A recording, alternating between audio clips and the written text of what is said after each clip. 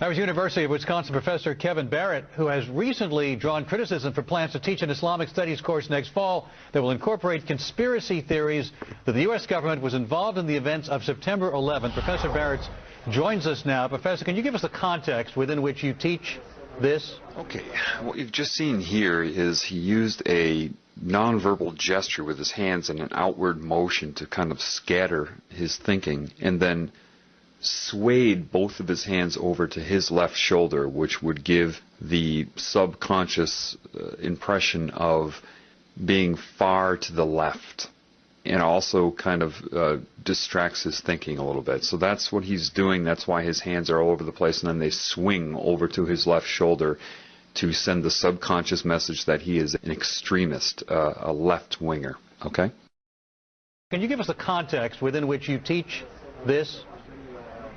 Well, yeah, sure. I'm teaching an introductory course on Islam, and I think it's really important to cover these contemporary political issues, and one of them is, of course, the so-called war on terror. Now, the fact is that the great majority of the world's Muslims believe that 9/11 was an inside job. But that's your opinion, right? Again, manipulation is all about timing and redirecting and trying to take control of somebody when they're speaking. Here, you see a great example of that by saying that's your opinion, even though he just stated there's a vast number of people that are waking up, even though he specifies the Muslim community. That's not true. It's all over the world. So the journalist's responsibility to misdirect his thinking and to mislead you is to follow up and say, but that's your opinion, even though he stated that it wasn't just his opinion. But it doesn't matter, because people believe what they hear from newscasters. They take in the barrage of words, and the newscaster here understands that. So if he says that, he plants that seed. Now, the fact is that the great majority of the world's Muslims believe that 9/11 was an inside job. But that's your opinion, right? You're offering your opinion that there was an inside job. Well, after studying the evidence pretty intensively for 2.5 years, I am convinced that 9/11 was, in fact, an inside job. And are students required to regurgitate that in some way in order to do well in your class? Again, more manipulation. I'm sure you caught that. Even though this very system of the world creates people to regurgitate, they will often accuse people of doing the things that they do. It's just part of it, okay? So by saying our students required to regurgitate that gives the subconscious impression that he is controlling their minds and not teaching them to think, when in actuality, to be able to see through the media, to be able to see what is going on, is not regurgitation. Any person that does regurgitate and only memorize and not think would not be able to see through it anyway. It doesn't matter. This is reverse psychology. This is just not even that. It's just manipulation. It's just name calling. It's I'm rubber, you're glue. Again, this is a way that he disrupts the guy's thinking with petty comments like that. He knows that this type of person would never want anybody to regurgitate anything, because that doesn't allow them to learn to think. Doesn't matter. If there's an audience to this, he plants that seed again. Well, after studying the evidence pretty intensively for 2.5 years, I am convinced that 9/11 was, in fact, an inside job. And are students required to regurgitate that in some way in order to do well in your class? That's ridiculous. No, I'm not interested in making students regurgitate anything. All right, Mr. Barrett, Sean Hannity here. Do you really believe that 9/11 was an inside job? Okay, Sean Hannity. I never watched Fox News before, but within seconds of seeing this guy, you can just see that he is a snake. At least he is currently conducting himself as such. Now, this is pretty basic what he's doing. He's not giving eye contact. He's pretending to be bored with the guy's very presence. And this is a way to discredit him that way, as if he's just some sort of gnat and not even worth considering, and that's why he's purposely looking down and acting bored when he talks to him. Secondly, he uses the word believe. Do you really believe? To believe is not to know, and that's why he's stressing that. And again, you're going to start to see extreme manipulation from this Mr. Hannity. All right, Mr. Barrett, Sean Hannity here. Do you really believe that 9/11 was an inside job, not just 9/11, but Madrid and Bali and the Zarqawi operation? Well, you know, actually... hang on a second. Okay. All right, so what he does is he tries to take control of this conversation right away. He insinuates something, and the professor was smart enough to catch what he was saying, and then when he tried to respond to that, he interrupts him to take control. Now, notice, and I'll point this out in a little bit, when he puts his hand up in the OK sign, you're about to learn what that really means and what they use it for. But for now, just understand that that's how they'll do it. They'll insult you while they speak and try to continue speaking before you can actually reply to it. And therefore, it makes the professor look nuts. You know what I mean? Because if people don't catch this neuro-linguistic programming, if they don't catch the manipulation, which comprises the majority of the audience anyway, nevertheless, if they don't catch it, then he can do that. He can take those cheap shots, and when the professor tries to correct those, then he interrupts him, says, hey, hold on, and then tries to make him look rude for interrupting and take control over him and disrupt his thinking at the same time. Well, actually, hang on a second. Do you believe personally that these are inside jobs, yes or no? It's not quite that simple. Okay, believe personally, that's another way to plant that into your psyche, that it is just he that believes this, and then he uses the yes or no trap, because that is, again, misleading if you can't see that. The way he twisted around that question would not allow the professor to be able to give a yes or no answer, because he injected manipulation into the question itself. So, when the professor tries to say that, of course, then it puts him under pressure.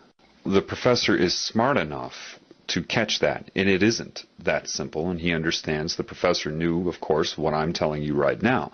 However, time is ticking. He only has so much time on the air, and their job is to disrupt his thinking as much as possible and make as many hidden accusations as they can and as many subconscious embeds into how to perceive the professor as they can in the short amount of time that he's on the air, and that's their only job, is to discredit and disrupt. Okay? But he did catch it. Now he has to respond to that rather than being able to say anything that matters. And that's what they do. Another good person at this is Stephen Colbert. If you watch Stephen Colbert with any of his interviews, his whole job is to discredit and disrupt. That's what he does, and you keep it moving. It's very, very petty, but these are the people that you allow to run you, okay? So know that, and that's what's going on right here. Yes or no? It's not quite that simple. I do know, I don't believe, I know that 9/11 was an inside job. Professor Stephen Jones has found residue of thermate on the steel samples from the World Trade Center. We now know that it was taken down in a controlled demolition. All right, so you believe that the buildings came down in a controlled demolition? Okay, so the professor did a really good job of identifying his manipulation by saying, I don't believe, I know. And because he was starting to get through that, Hannity interrupts him and says, I don't have a lot of time. Well, wait a minute. You just asked him a question, and now he's able to break through your manipulation, and suddenly you don't have a lot of time for the very answer to the question that you just asked. The next thing you see, he asks him, what evidence does he have? And he interrupted him giving the evidence to ask him what evidence he has. Why? Of course, he's not interested in hearing the evidence or anybody else hearing it. He's interested in interrupting him and planting another embed into the psyche that what he happens to be saying right now is somehow not evidence. It's all misdirection of focus, redirection of focus, disrupting, interrupting, gaining control, and, it's this very petty, they rely on these petty techniques.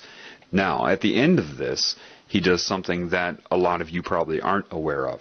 He does a hand gesture. He takes both of his hands and he puts them up in front of his head and then pulls them down. And he pretends he's talking about the buildings falling down. What that is I don't know what they would term it. I'm just intuitive. I'm perceptive. I can see what they're doing. That's sorcery.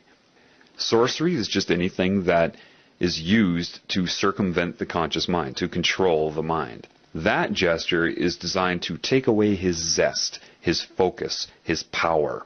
By bringing his hands down like that, he's trying to subconsciously take away the focus of the professor, take away his power.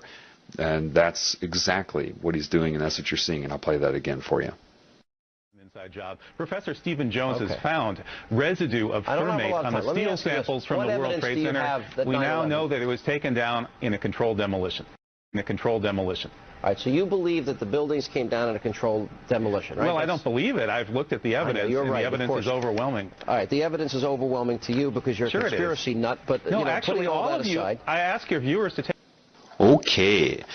Now, in this one, I'm sure you caught the obvious part, but you probably did not catch the neuro-linguistic programming. What exactly is neuro-linguistic programming?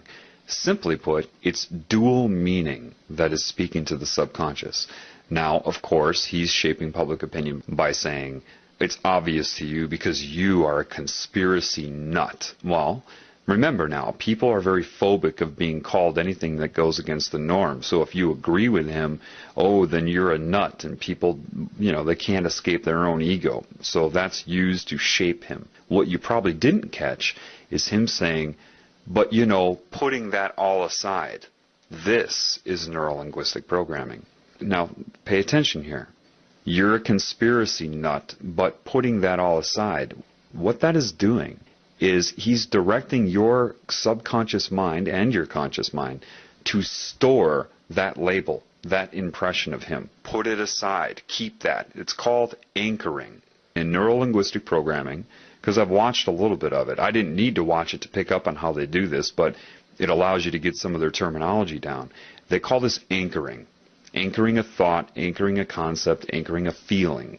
Putting all of that aside means put that aside in your mind. He's a conspiracy nut. Do you see how they manipulate you?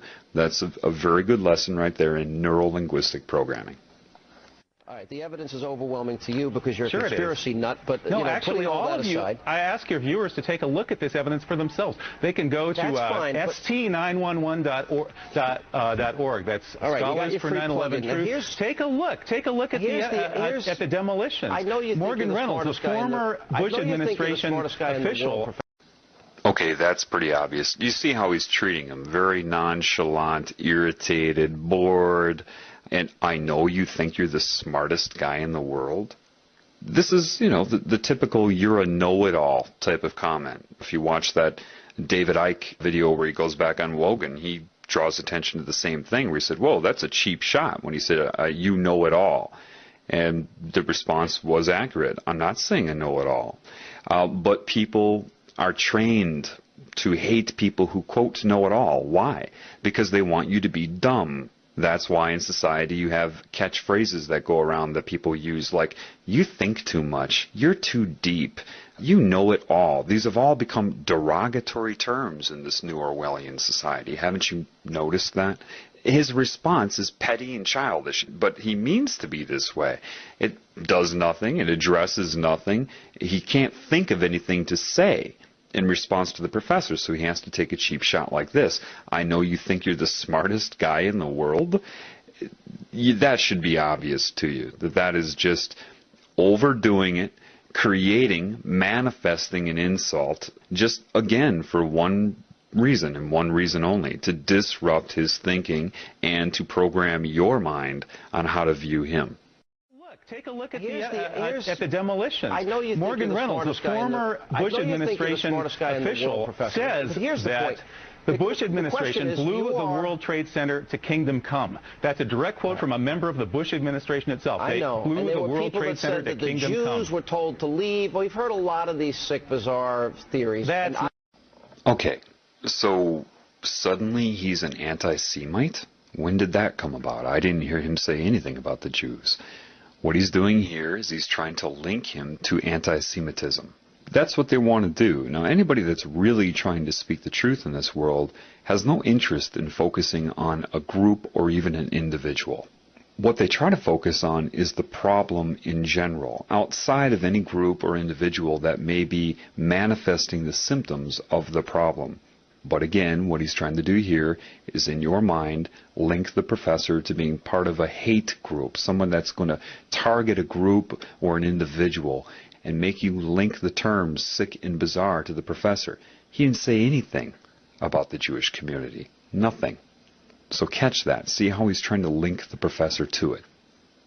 The World Trade Center to kingdom come. That's a direct quote from a member of the Bush administration itself. I know. They blew the World Trade Center to kingdom come. The Jews were told to leave. Well, we've heard a lot of these sick, bizarre theories. And I don't believe any of them. But you're allowed to believe what you want. But that's not what's at hand here. Okay, now another thing, just to make you aware, again, of just how much they're programming your mind. To you, it looks like a man that said that's not the issue at hand here. You need to start learning their language. Their language is dual meaning, which goes hand in hand with neuro-linguistic programming. The issue at hand here, what he's doing is directing the professor to look at his hand. Now, why would he have the professor look at his hand? Well, if you look at his hand right now, you see it as what you've been told is the OK sign, right? Well, let's show you what it really means.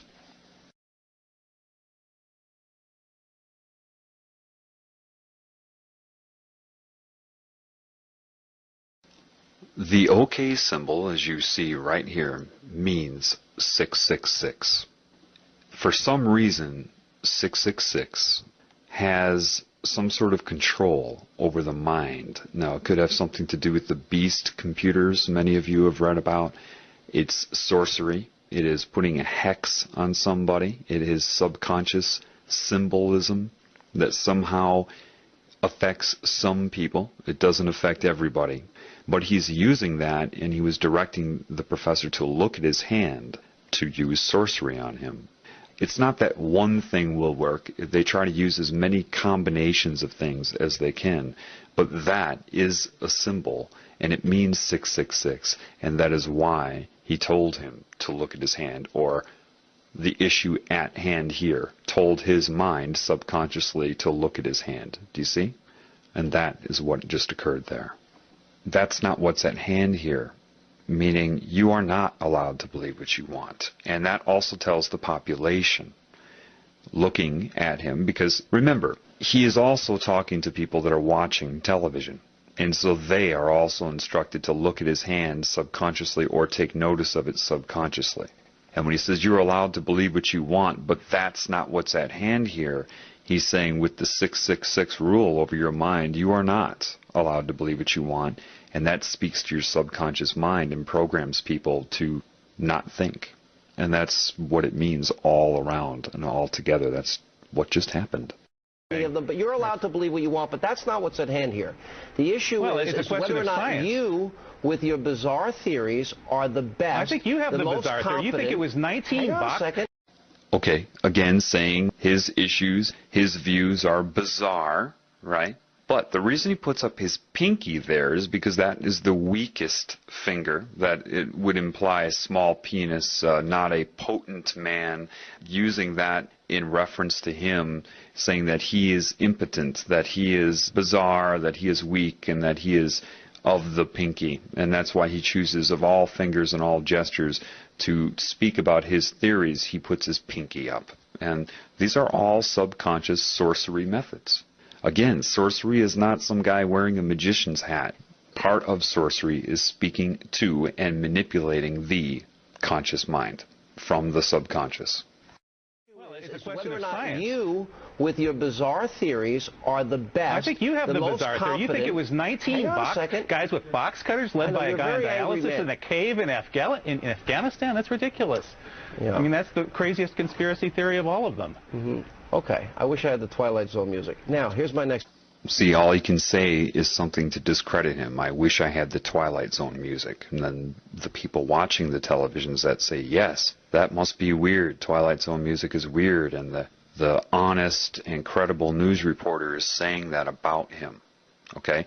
Now, you see that all the neuro-linguistic programming is starting to get to the professor. He's starting to screw up his words. He's starting to screw up his concentration. He's mispronouncing. That's because there's a lot of negative energy being focused on him, interrupting his thought process. So you can see how he's starting to screw up his words, but he's still holding, with all of that working against him and being unaware of those techniques, he still holds his own, but you start to see it get to him a little bit.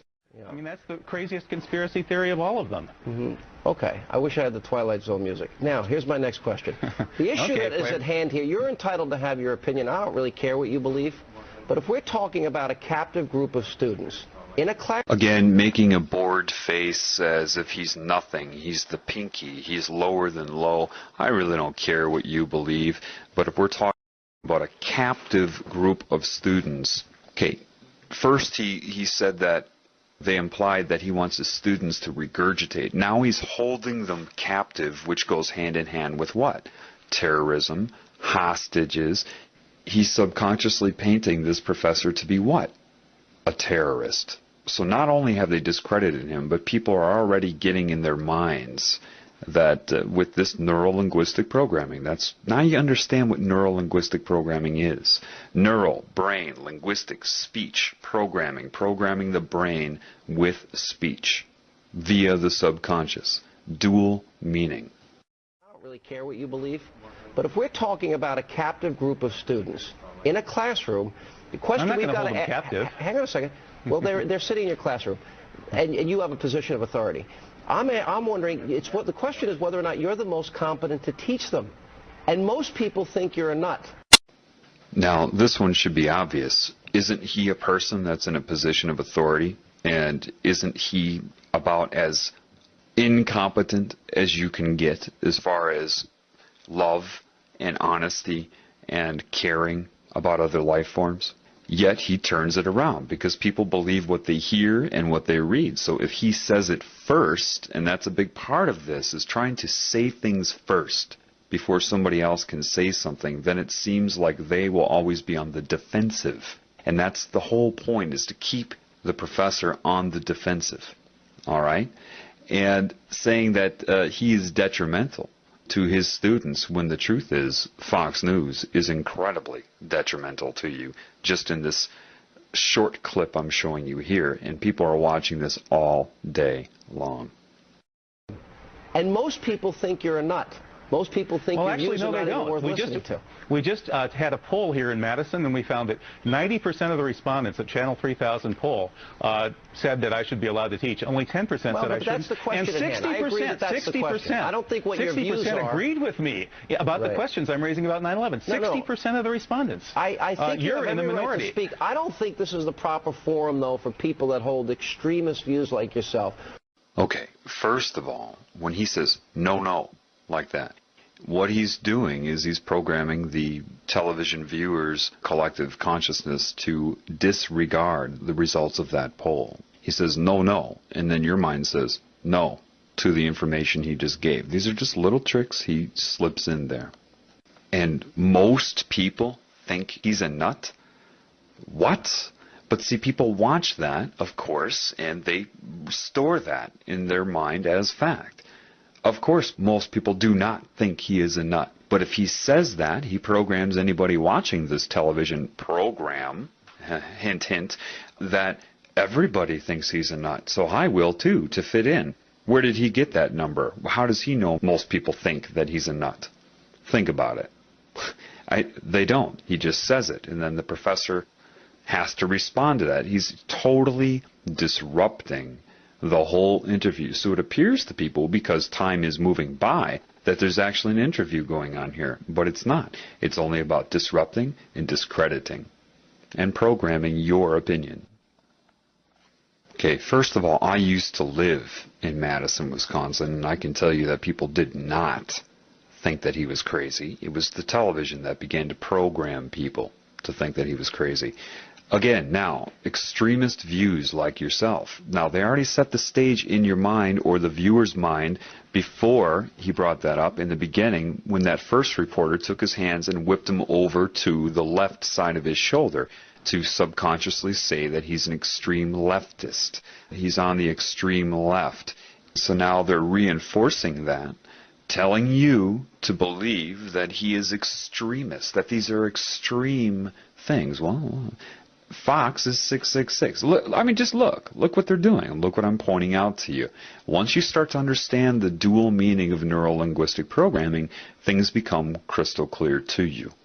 About the questions I'm raising about 9/11. 60% of the respondents. I think you're in the minority. Right to speak. I don't think this is the proper forum, though, for people that hold extremist views like yourself. Reasonable you guys are extremists. Reasonable people. Now notice what he did there. He took his hands and he gestured them towards himself and said reasonable people while pointing to himself. Therefore, your subconscious and your conscious mind is shaped to see Sean Hannity as the reasonable person. They're always using gestures against you in coordination with dual meaning in things they say and direct meaning. So again, reasonable people, all he has to do is point to himself, and that's a subtle, nonverbal gesture to make you associate being reasonable with Sean Hannity's point of view. He's programming your mind. So now after you have associated being reasonable with Sean Hannity, and when he says people think, he points out or opens his hand, so you are to think. See, reasonable people, he points to himself and then opens it up to you, think, you shouldn't be allowed to teach this class. We can do a better job. People will be programmed by that.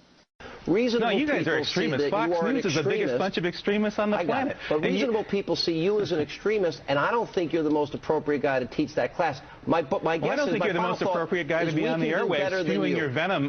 And the professor got it right. You can see the look on his face. He says, spewing your venom. That's exactly what he's doing. The problem is that you can't get all of this out in an interview.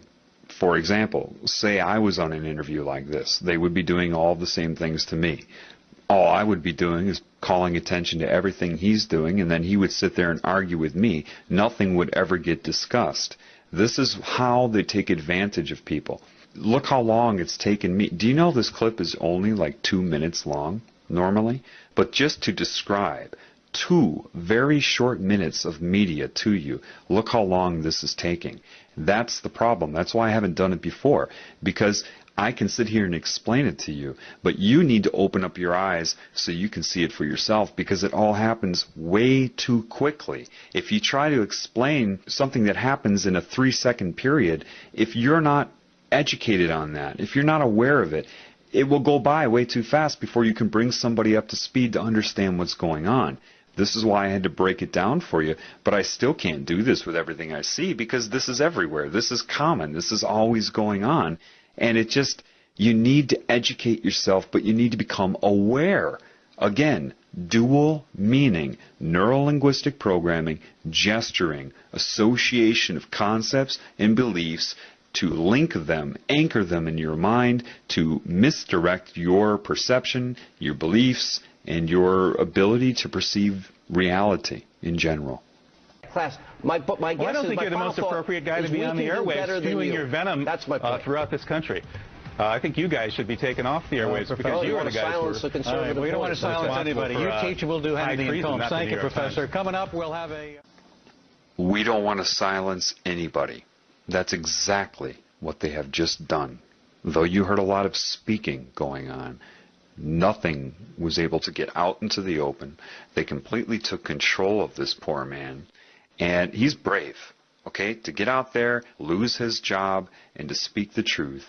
And they hound him like bees. They're using techniques that are hidden, that are sorcery. They're of sorcery in their nature. They're hypnotic. They're using negative energy, manipulative techniques, childish argument techniques. And so you've seen a lot of talking, but nothing got out into the open. And you see how nervous they made him. Why? Because he had to keep dealing with their techniques, and he couldn't express the truth. And this is how anybody who tries to get on the media to speak the truth is manipulated, and that's why most don't even bother. They don't bother because they would just get into an argument. I mean, what's the point? The expert that I've seen at this is Stephen Colbert.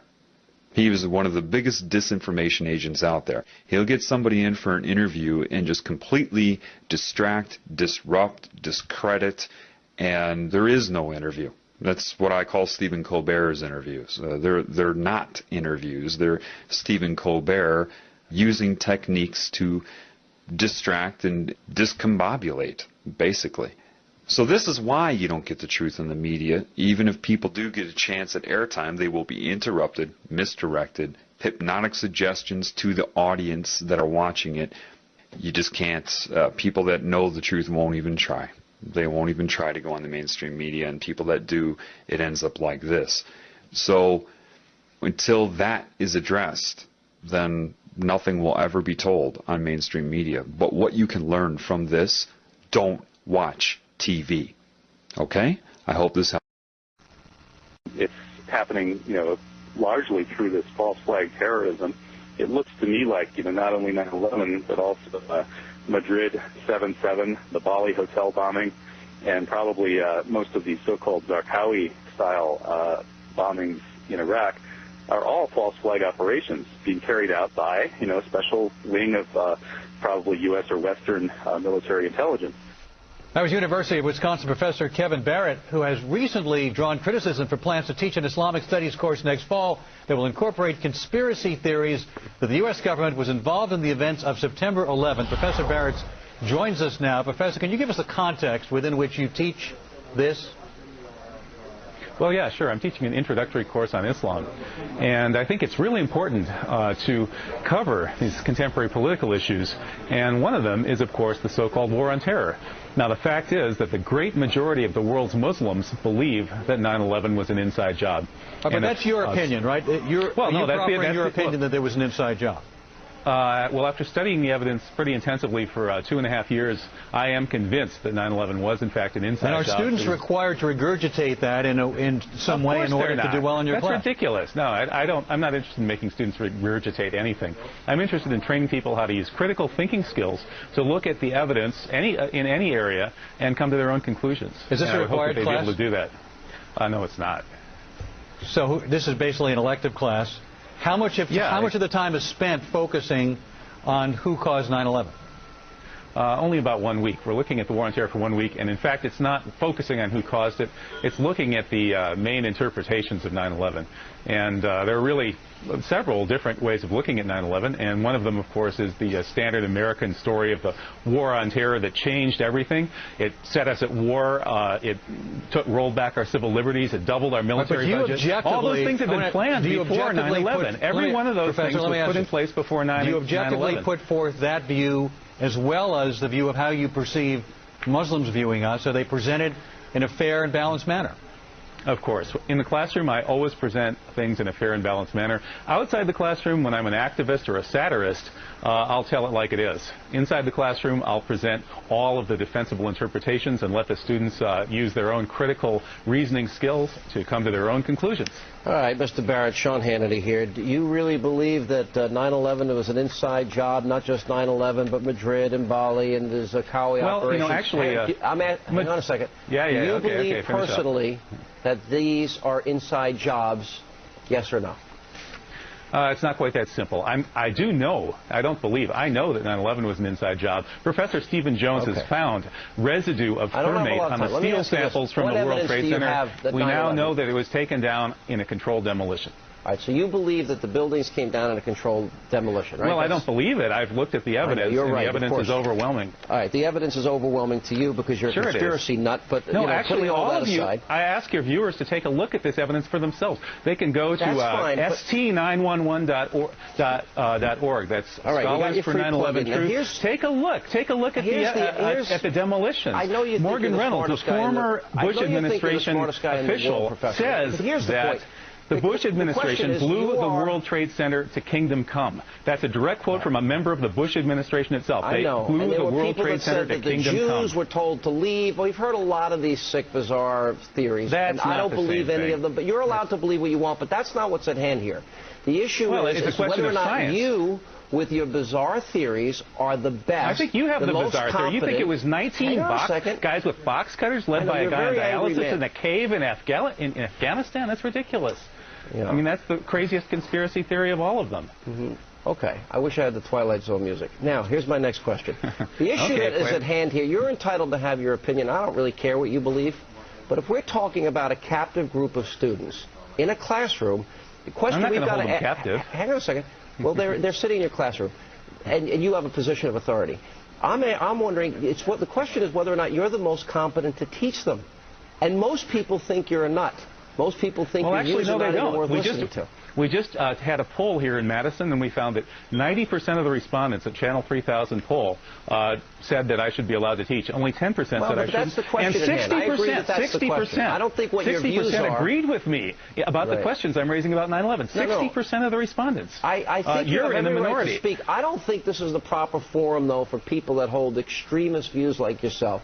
No, you guys are extremists. Fox News is the biggest bunch of extremists on the planet. reasonable people see you as an extremist, and I don't think you're the most appropriate guy to teach that class. My guess I don't think you're the most appropriate guy to be on the airwaves spewing your venom throughout this country. I think you guys should be taken off the airwaves because you are the guys who are we don't want to silence anybody. You teach and we'll do anything in Combs. Thank you, Professor. Coming up, we'll have a